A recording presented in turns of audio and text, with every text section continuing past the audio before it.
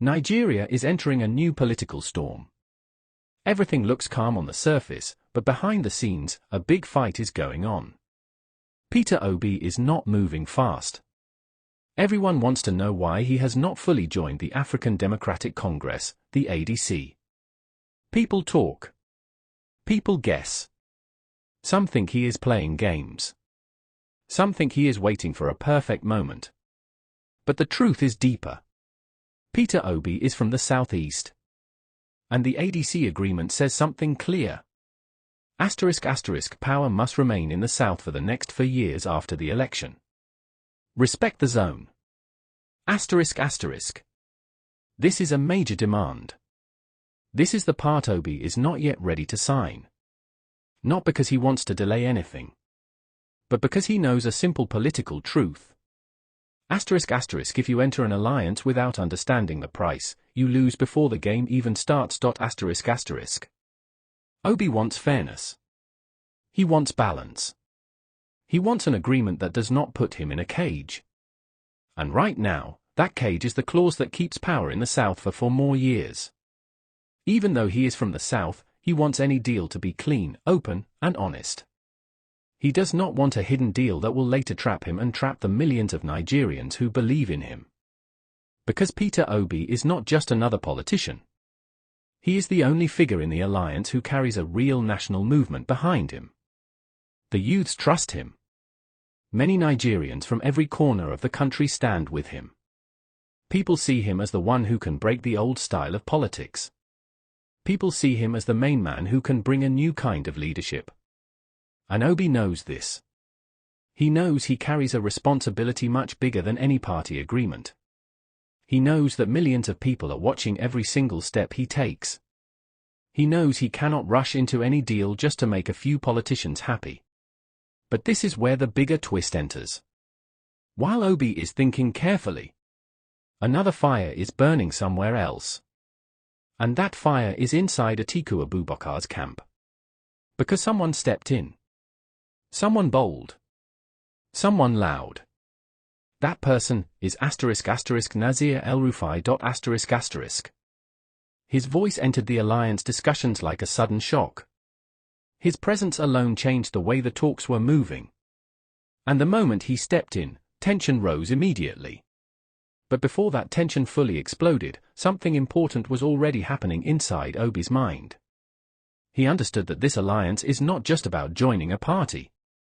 It is about shaping the future of Nigeria. It is about deciding who carries the people's mandate. It is about choosing who will face the ruling APC in 2027. Obi knows the movement behind him is stronger than any structure money can buy. He knows young Nigerians see him as the only candidate with clean hands and a clear mind. He knows many people feel he is the hope that has not yet been used. He knows he is the one person who can challenge any candidate with the power of the people. So he is careful. Very careful. And that is why his delay is not weakness. His delay is strategy. He is studying every line of the agreement. He is watching how different forces inside the ADC behave. He is paying attention to who wants fairness and who wants selfish gain. Because he knows that when he enters, the entire political map changes. The youth movement becomes the heartbeat of the ADC. The alliance suddenly becomes strong enough to shake Abuja. The ruling party will feel pressure. The opposition will feel fear. And politicians who believe they can control Obi will find out they cannot. This is why he is taking his time. Not because he is confused, but because he understands the weight of the moment. He cannot afford to make a mistake. He cannot afford to betray the trust of millions of Nigerians. He cannot afford to walk into a deal that is not built on honesty and respect. And that is the real story behind his slow move. Everything people are saying. The rumors, the whispers, the doubts. None of them show the full truth. The truth is simple. Peter Obi is holding back because he wants a deal that protects the will of the people. A deal that gives the South a fair chance. A deal that does not silence his movement. A deal that is clear, honest, and transparent. He is the main man in this alliance. He is the one the people trust. He is the one the youth fight for. He is the one many Nigerians believe can lead a new Nigeria. And because of that, he is not rushing. He is waiting for the right moment, the right terms, and the right agreement. But while he waits, another storm is rising. A storm inside Atiku'S house. A storm that El-Rufai is about to ignite. And when that storm explodes, the whole alliance will feel it. Because the real battle is only beginning. Atiku has already joined the ADC. He walked in with confidence. He believed this was his chance to rebuild his political strength and take one more shot at the presidency in 2027. He is from the north. He has been in the race for many years. And he believes he still has the structure, the contacts, and the power to lead the alliance. But the moment he entered the ADC, something shifted. The air inside the party became heavy. Old issues returned. Hidden tension started rising. People who were calm before suddenly became alert. Because Atiku'S presence changes everything. Everywhere he goes, ambition follows him. Everywhere he enters, calculations begin. But this time, he walked into a different kind of party. He walked into a party that is thinking about fairness. A party trying to build a united front. A party planning a strong alliance to remove the APC government in 2027. And from the first meeting, it became clear that Atiku was not ready to push aside his own ambition.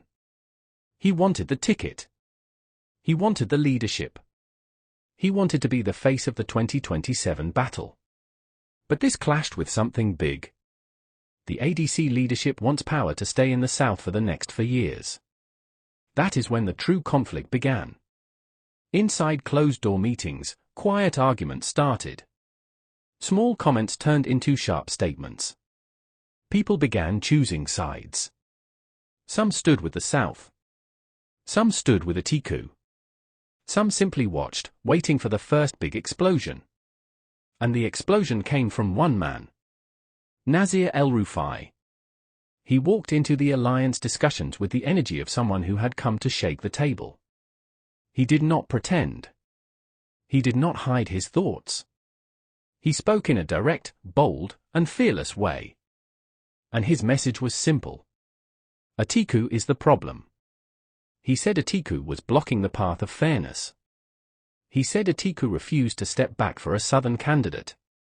He said Atiku was pushing his personal ambition ahead of the party's goal.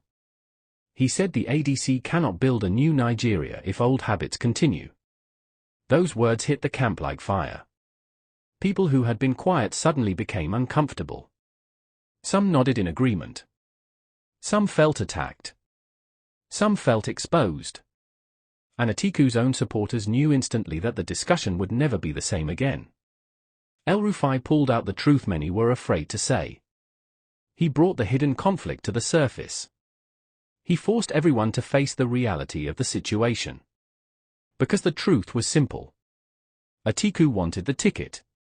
But the ADC wanted the South to lead. And there was something else, something that made the situation even more sensitive. Peter Obi. Obi's delay in accepting the ADC agreement suddenly made more sense. El-Rufai's attack on Atiku revealed the real issue. The problem was not Obi. The problem was the internal struggle inside the ADC. While Obi was taking his time to make sure the agreement was clean, Atiku was pushing hard to secure the presidential slot. And El-Rufai was exposing this clash without fear. This created 3 strong forces inside the party. One group believed the South must lead. One group believed Atiku must lead. And one group was waiting for Peter Obi to make his move. Meetings started going in circles. Voices became louder. Arguments replaced planning. Every small discussion turned into a battle for control. And through all this, El-Rufai continued to speak boldly. He kept telling the party that the only way to build a strong alliance was to face the truth. He said the North must allow the South to lead, at least for this next cycle. He said Atiku must step down for the greater good. He said the ADC cannot take on APC with confusion inside the House. Some people agreed with him. Some did not. But nobody could ignore him. Because everything he said cut deep. Atiku'S camp felt cornered. They began pushing back, saying the North also deserves a chance.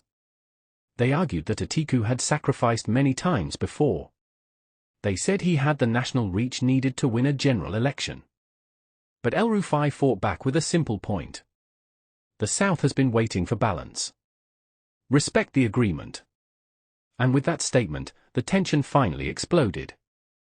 Meetings became heated. The party leadership struggled to keep things calm. Supporters from both sides tried to convince others. But nothing stayed the same after that moment. The entire alliance was now divided between ambition and fairness, between structure and popularity, between old politics and new expectations. And in the middle of the storm was a silent force. The one man everyone knew could change the entire equation. Peter Obi. His movement was strong. His support was massive. His influence was real. And his next decision would decide the future of the ADC. While Atiku battled with El-Rufai inside the party, Obi watched everything from the outside, studying every move. He saw the cracks. He heard the arguments. He understood the tension. And the truth became clear. The ADC alliance cannot move forward until the battle inside the house is settled. Because the real question is no longer, who will join? The real question is, who will lead? Now the story gets even deeper. 3 powerful figures. 3 different zones. 3 different ambitions. Peter Obi from the southeast. Atiku Abubakar from the north. Nasir El-Rufai from the south. And standing on the other side is the ruling APC government, led by President Bola Ahmed Tinubu, also from the south. The ADC wants to build a strong alliance that can challenge APC in 2027. But alliances are not built on wishes. They are built on trust, sacrifice, and clear agreements. And right now, the ADC has none of these things fully settled. Peter Obi is watching everything with careful eyes. He is not rushing. He is not reacting emotionally. He is not allowing anyone to pressure him. He knows he has the strongest public backing of all 3 men. The youths are behind him. Many Nigerians believe he is the fresh start the country needs. People trust him more than they trust old political names. He knows this. He knows the weight of expectation on his shoulders. But he also knows that if he joins the wrong alliance, the movement behind him can collapse. A bad agreement can destroy everything he has built. A selfish deal can break the trust of millions. So he waits for clarity. But inside the ADC, there is no clarity. There is only tension. Atiku wants the ticket. He believes his experience gives him the right to lead the alliance. He believes he can unite the North behind the party. He believes that after many tries, this may be his final chance. But El-Rufai is blocking him. Not with violence, but with the truth. A truth many people see but are scared to say out loud. El-Rufai is arguing that the South deserves the next slot. He is saying the North must show maturity. He is calling for honesty. He is pushing for fairness. And each time he speaks, he exposes the cracks in the alliance. Atiku'S camp becomes defensive. Obi's camp becomes cautious. The party leadership becomes worried. Because they know the truth. If the ADC keeps fighting internally, they cannot face APC. Not in 2027. Not in any year. Obi understands this more than anyone. He knows the masses expect him to lead a clean, united movement. He knows Nigerians are tired of confusion. He knows young people want a clear voice, a clear plan, a clear leader. He also knows that in politics, timing is everything. If he enters now, when the house is divided, he becomes part of the confusion. If he waits too long, the alliance may break before he even joins. If he agrees to the wrong terms, he risks losing the trust of the youths. So Obi stands at a crossroads. Watching. Studying. calculating.